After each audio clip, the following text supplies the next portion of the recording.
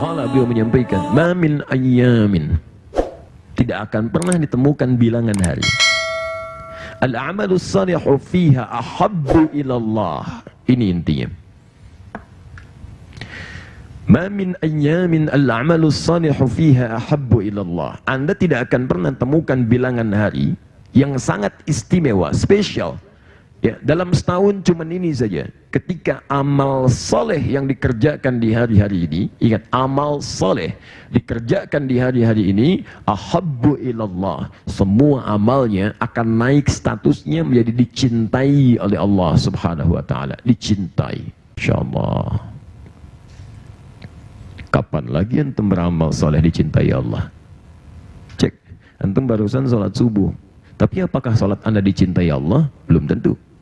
Anda mau baca Al-Quran, tapi apakah bacaan anda dicintai oleh Allah? Belum tentu. Tapi ketika anda kerjakan semua amal saleh ini, Allahu Akbar, di hari-hari ini, maka otomatis statusnya naik. Ketika amal anda benar, statusnya langsung naik, dicintai Allah subhanahu wa ta'ala. Ya'ni hadhil ayyamil ashr, yaitu 10 hari pertama di bulan Dzulhijjah. 10 hari pertama di bulan Dzulhijjah. Di para ulama, bahkan dari kalangan sahabat, ketika melihat tafsiran Nabi ini, mereka sepakat untuk mengaitkan dengan ayat ini. Wal fajr walayalin ashr. Ada 10. Perhatikan, kata Nabi 10. 10 hanya yang pertama di bulan Dzulhijjah. Quran menyebutkan waktu fajarnya mulia. Coba cek, bukankah di hari ke-10 itu ada waktu fajar yang mulia? Karena setelah antum sholat fajar, bersiap-siap menunaikan Idul Adha. Di mana saya tunjukkan pada antum? Saya tanya ya, dalam setahun, sholat subuh apa yang ada di hari ke-10, yang setelah itu ada yang beda dengan subuh-subuh yang lainnya? Saya tunjukkan. Waktunya hari ke-10. Coba, silakan cek. Selain Idul Adha, antum akan temukan Idul Adha tanggal berapa? 10 Dzulhijjah. 10 Dzulhijjah. Bukankah antum tunaikan itu setelah salat subuh? Ini ketika Allah berfirman menyampaikan wal fajr, ada subuh yang istimewa.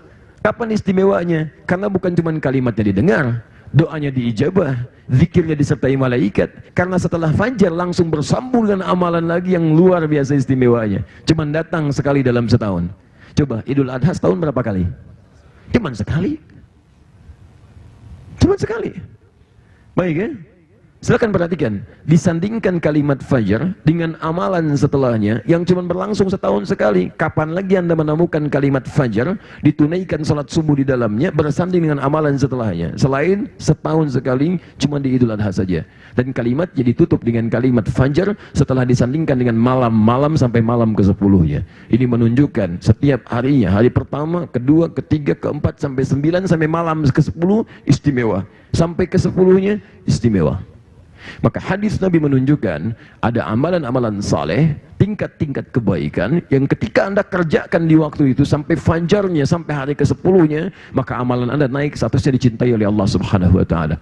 Dan ini amalan penutup nanti, menjelang penutup di waktu fajar, menjelang penutup ketika dikerjakan amal saleh terbaik anda sampai ke fajarnya, kemudian diakhiri dengan anda menunaikan ibadah, ya, salat, lantas kemudian anda menyembelih, maka statusnya naik di hadapan Allah menjadi dicintai oleh Allah subhanahu wa ta'ala. Perhatikan, nanti kita akan lihat ganjil genapnya. Fokus, dari 10 hari ini, saya teruskan dulu. Qalu, para sahabat ingin memperjelas lagi. Walal jihadu fi sabilillah. Ya Rasulullah, kalau ini istimewa, apakah jihad fi sabilillah juga tidak mampu menandingi keutamaan 10 hari ini? Apa jawab Nabi? Perhatikan, ini begitu mengejutkan ya. Kalau ini anda mendengar dari saya, anda boleh tinggalkan.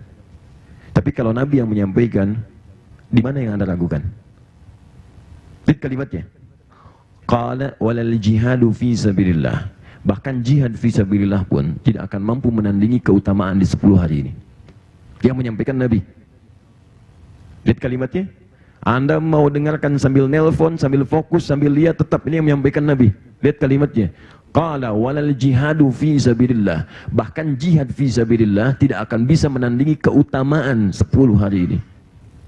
illa rajulun kharaja binafsihi wa malihi wa lam yarji' min dzalika bi syai'. Ini baru bisa ditandingi kecuali ketika ada seseorang mau berkorban, berjuang dengan hartanya, bahkan dengan jiwanya, setelah itu dia tidak kembali lagi dengan semua itu.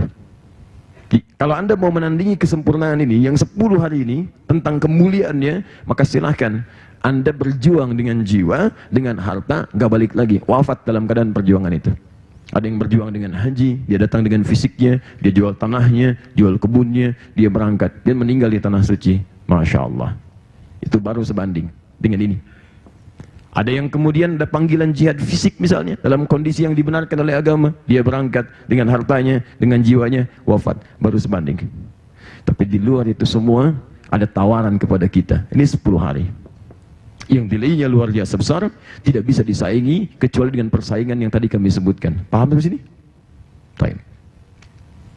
Pelan-pelan. Yuk kita bikin persamaan Al-Quran. Nanti saya turunkan apa rahasianya syafa' dengan watr itu. Ya, syafa' dengan witir. Syafa'nya genap 10, bukankah yang ke-10 antum ada salatnya?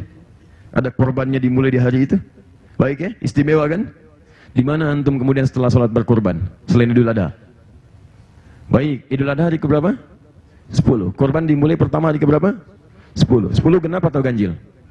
Genap. Baik, sekarang witirnya. Baik, witir itu kan ganjil. 9 ganjil nggak? Ganjil. Lihat, di mana ada puasa yang nilainya sangat penting dan puasa itu cuma sehari, sifatnya tunggal, ganjil. Saya tunjukkan cepat, hadis Muslim, nomor hadis 1162. Ini. Siyamu yaumi Arafah anni ahtasibu 'ala Allah an yukaffira sanatil madiyah wal baqiyah. Lihat kalimatnya, puasa pada momentum Arafah itu, saya berharap kepada Allah pahalanya bisa menggugurkan dosa setahun berlalu dan setahun yang akan datang. Pahala puasa Arafah. Pahala puasa Arafah berlangsung tanggal berapa? 9 Dzulhijjah. Orang wukuf tanggal 9. Saya tanya pada antum, 9 itu genap atau ganjil? Ganjil. Syafa' ketemu, witir ketemu, watr ketemu. Perhatikan kalimatnya, syafa'nya tanggal 10-nya, watrnya tanggal 9-nya, tapi bukan cuma 9 dan 10-nya, 1 sampai 10-nya itu istimewa. Karena setiap amal soleh Anda akan terangkat di hadapan Allah menjadi amalan dicintai oleh Allah Subhanahu wa taala. Sekarang saya buat persamaan Quran. Tolong fokus ke sini ya, karena ini bagian terpenting dalam apa yang akan kita bahas. Ya, kalau tidak menjadi penting, Anda bisa tinggalkan, ambil taklim lain, Anda pelajari. Tapi demi Allah saya katakan, kalau Anda tidak mempersiapkan dari subuh ini, maka Anda akan termasuk orang yang menyesalinya di kemudian hari. Quran surah ke-2 di ujung ayat 222. Persamaan kedua Quran surah ke-3 ayat 31. Fokus pelan-pelan, lihat. Nanti kalau ada yang belum paham atau ada yang berbeda pendapat, antum tahan, nanti di sesi kita diskusi antum boleh sampaikan. Jangan nyeletok di tengah-tengah taklim, ya? Dan jangan simpulkan sendiri. Anda punya dalil, kita punya dalil. Anda menghafal Quran, kami menghafal Quran. Anda menghafal hadis, kita menghafal hadis. Nanti kita pertemukan di situ. Mana yang paling sahih itu kita ambil, yang tidak baik itu kita tinggalkan. Paham ya? Baik. Lihat sini. Dan tolong jangan menyimpulkan sesuatu yang belum Anda pahami. Lantas kemudian Anda misalnya tinggalkan tanpa klarifikasi, itu tidak bagus. Ya. Baik, saya sampaikan ini karena ada tadi beberapa suara-suara yang kemudian sampai-sampai saya dengar dan menyimpulkan sesuatu. Jangan dulu simpulkan. Barangkali antum belum pernah lihat hadisnya, bahkan kitabnya pun belum tentu antum lihat, tuh kan? Maka lihat dulu, mari kita kembalikan. Ya, lihat sini. Amalan naik 1, dicintai oleh Allah. Cinta Allah. 1. Yang kedua, pahala naik lebih daripada jihad. Masya Allah. Allahu Akbar. Antum baca Quran, Alif Lam Mim, dicintai oleh Allah. Baik, kalau baca Quran, antum baca Quran berapa huruf? Setiap hurufnya berapa pahala? 10. Baik. At-Tirmidzi nomor hadis 2910. Man qara'a harfan min kitabillah falau asyru hasanat. Siapa yang baca 1 huruf dari kitabullah, dia dapat setiap hurufnya 10 kebaikan. Kalau antum bacakan alif lam mim, alifnya 10, lam 10, mim 10. Baik ya? Ketika dibacakan setiap hurufnya 10 kebaikan. Dapat berapa? 30, itu hari biasa, sekarang dapat. Ramadan kali lagi 10, 100 setiap hurufnya. Al-Bukhari Kitabus Siyam nomor hadis yang pertama. Lihat kalimatnya, wal hasanatu bi asyri amsalihha. Setiap kebaikan yang kerjakan di bulan Ramadan kali 10 kali lipat lagi. Alif lam mim setiap hurufnya 100. Kemarin enggak perbanyak Anda baca, rugi. Tapi 10 hari ini, lihat, alif lam mim bukan 10, bukan 100, lebih daripada jihad. Setiap hurufnya. Begitu Anda baca, naik, naik, naik, naik. Kapan lagi? Karena itulah penting Anda lihat tafsir Ibnu Katsir. Kalau antum punya yang edisi bahasa Arab, lihat kemudian penafsiran di halaman 390 sampai 397.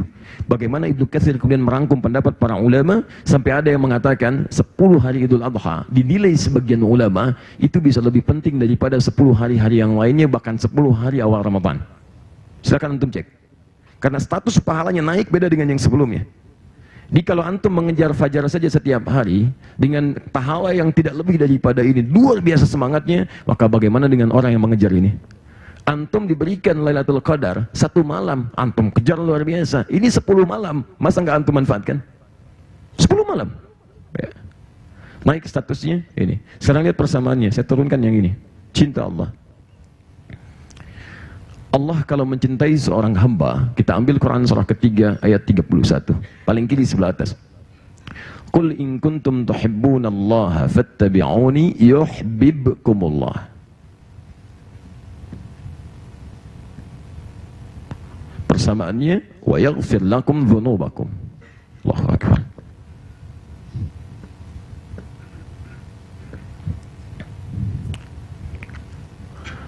Qul in kuntum tuhibbunallah, katakan Muhammad jika kalian serius mencintai Allah, fattabi'uni, ikuti saya, ikuti Nabi, yuhibbukumullah, maka Allah akan berkenan mencintai kamu. Sekarang lihat persamaannya. Ketika Allah berkenan mencintai seseorang, yuhibbukumullah, maka persamaan Qur'annya wa yaghfir lakum dzunubakum, semua dosa-dosanya akan diampuni oleh Allah. Ampunan dosa. Masya Allah. Jadi kalau antum bisa mendapatkan karunia ini, cinta Allah antum dapatkan.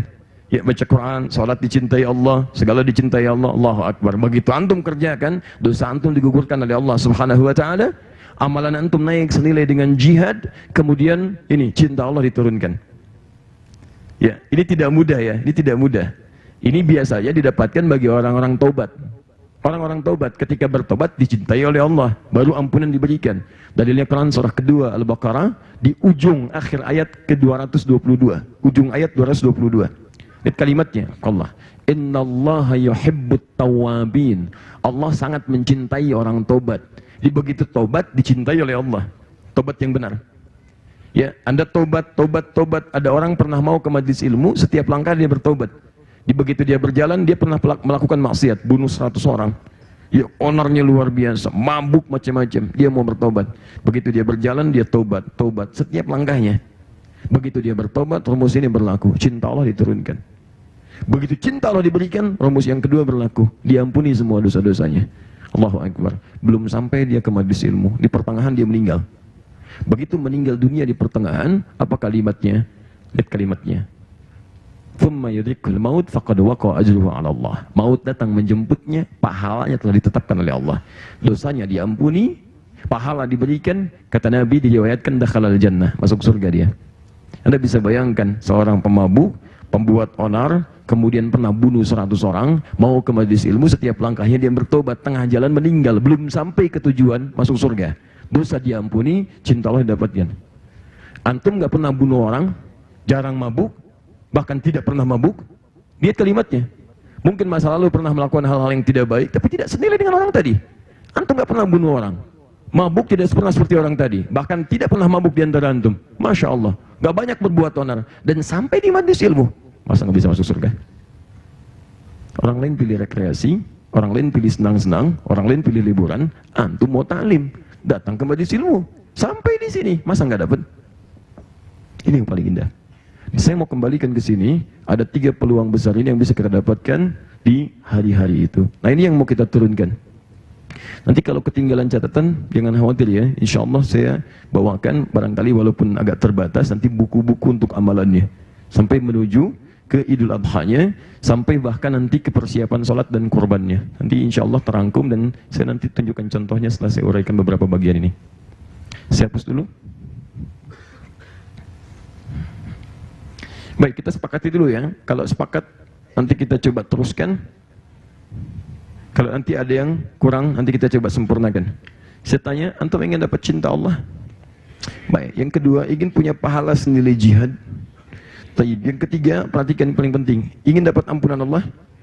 Saya tanya pada antum, siapa yang tidak punya dosa? Boleh angkat tangan. Sedikit. Banyak. Kan saking banyaknya tangan kita nggak kuat angkat itu kan? Nah, baik, intinya apa? Intinya kita punya kesempatan hidup sampai dengan subuh ini, dibacakan surah Al-Fajr, ditafsirkan tentang ayat-ayat ini melalui keterangan Nabi. Mungkin di antara prasangka baik kita ada hal-hal yang diinginkan oleh Allah untuk kita kembali pada kebaikan. Sekarang mari kita lihat rumusnya. Saya percepat, dan ini sebagian telah saya turunkan dalam sesi Al-Quran Sunnah Solution. Lihat kalimatnya, teman-teman. Sekarang tanggal berapa? Ya, 17 Agustus 2017. Sebentar lagi upacara, gitu kan? Ya, saya paham tuh ya. Baik, karena kita mau baca ini dengan tafsiran syariat, maka kita kembalikan. Baik, sekarang 17 Agustus. Kalau nanti Dzulhijjah tahun ini tanggal berapa? 23. Kalau 10-nya? Idul Adha kapan? 10. Idul Adha 10 Dzulhijjah, kan? Baik. Nah, 10 Dzulhijjah diduga bertepatan dengan 1 September. Kita kurangi 10, kurangi 9. 1 kurangi 9? Ya, tanggal 23 sudah masuk tanggal 1 Dzulhijjah. Sekarang 24 Dzulqa'dah, tanggal 23. Pekan depan, Rabu pekan depan kurang lebih sudah masuk 1 Dzulhijjah. Fokus sampai dengan tanggal 10 Dzulhijjahnya kurang lebih bertepatan dengan 1 September. Sekarang tanggal 17 Agustus, berarti kita punya persiapan 6 hari. Kalau saya sudah sampaikan, itu pilihan Anda, terserah Anda mau dipraktikkan atau tidak. Yang penting tugas saya menyampaikan, fadzakir innama anta mudzakir lasta 'alaihim bimusaitir. Muhammad, kamu sampaikan, tugas kamu hanya menyampaikan dan tidak memaksa orang. Nabi diminta menyampaikan, nggak boleh maksa. Saya bukan Nabi, masa saya mau maksa? Ketika saya selesai sampaikan, itu pilihan Anda. Tapi kalau nanti dihisab di hari kiamat, Anda berhadapan dengan Allah, itu urusan Anda masing-masing. Karena 6 hari sebelum waktunya, saya sudah sampaikan. Dan tidak alasan bagi Anda untuk mengelak. Orang lain nggak hadir di masjid, mungkin dia berkata, saya nggak dengar ceramahnya, wah, ya Allah. Tapi antum hadir di sini, kita bahas dengan tuntas. Mau mengelak apa lagi? Ya, kita turunkan. Lihat sini. Kalau Anda ingin mendapatkan ini semua, maka lihat rumus Nabi-nya. Pertama, Nabi gunakan alif lam. Al. Kedua, Nabi berikan kuncinya, amalus saleh. Amalus saleh. Ini poinnya, tidak ada yang lain. Fokus. Anda ingin mendapatkan cinta Allah, ampunan dari dosa, kemudian pahala senilai jihad, maka apa yang harus Anda kerjakan? Kata Nabi, al-amalus saleh. Sebelum tiba waktunya, Anda mesti menyiapkan kumpulan amal-amal saleh. Jadi yang menilai itu sampai menghadirkan 3 hal tadi hanya mengerucut pada kesimpulan yang satu saja. Anda ingin dapat 3 hal tadi, maka yang harus Anda kerjakan amal saleh. Anda kerjakan, Anda dapat. Tidak Anda kerjakan, maka mohon maaf, Anda harus tunggu tahun berikutnya, tahun depan lagi. Dan berita kurang baiknya, tahun depan belum tentu hidup. Jadi kalau Anda nggak dapatkan tahun ini, Anda belum tentu berpeluang mendapatinya lagi di kemudian hari. Baik, maka teman-teman sekalian, tolong fokus baik-baik. Yuk kita lihat. Mohon maaf ya. Tolong Anda fokus lihat baik-baik ya. Saya ingin tekankan. Karena tidak sedikit orang menduga dia beramal soleh, tapi ternyata tidak benar. Ingat, ternyata tidak tepat. Maka sekarang perhatikan, ini ilmu yang paling penting. Apa itu amal soleh? Waktu kita sudah mau jam 6, maka sudah lebih ya. Jangan kebanyakan berpikir. Kalau tidak tahu itu katakan Allahu a'lam. Gampang ya. Apa itu amal soleh? Tetangga saya Ustadz namanya si Amal dan Soleh.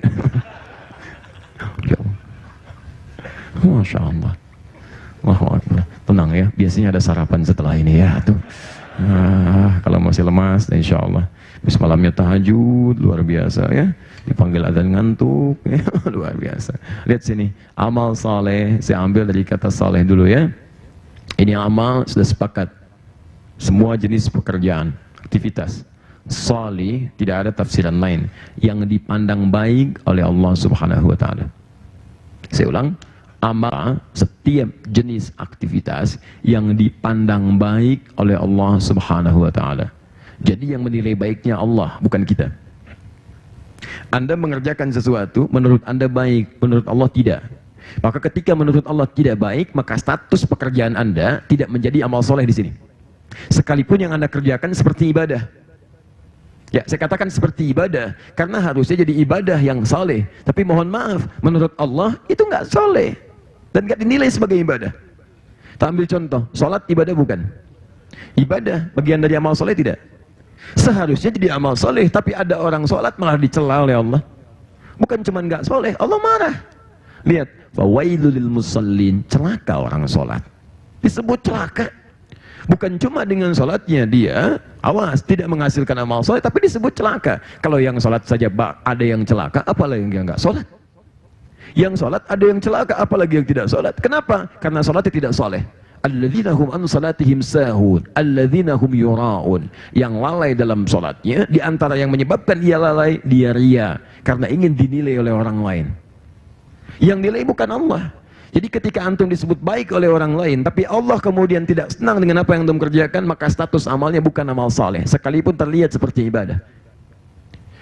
Alhamdulillahi Rabbil Alamin. Maghrib antum imami, Masya Allah, bagus suaranya. Kata jemaah Ustaz, suaranya luar biasa, menyentuh kepada hati saya.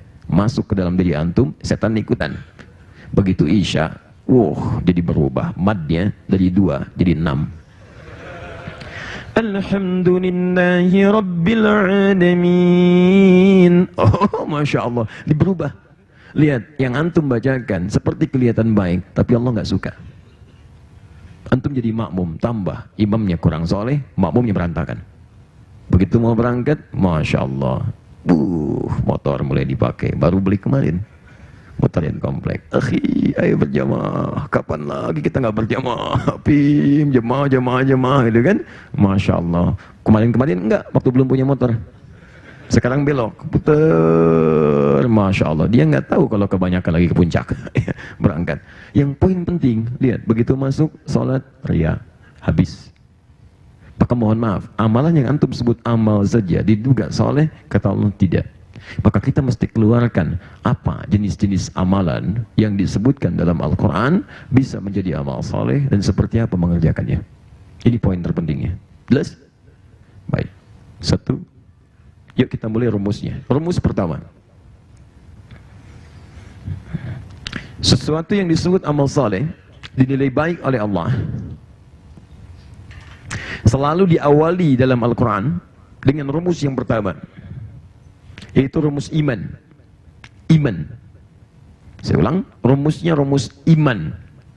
Jadi ketika Allah menyebutkan amal saleh, baik dalam bentuknya langsung amal saleh atau jamaknya amilus salihat, atau detailnya turunan amal-amalnya, itu umumnya seringkali diawali dengan kata iman, untuk menunjukkan ketika sesuatu dikerjakan baik dalam pandangan Allah, yaitu ketika dikerjakan dengan iman karena Allah Subhanahu wa Ta'ala.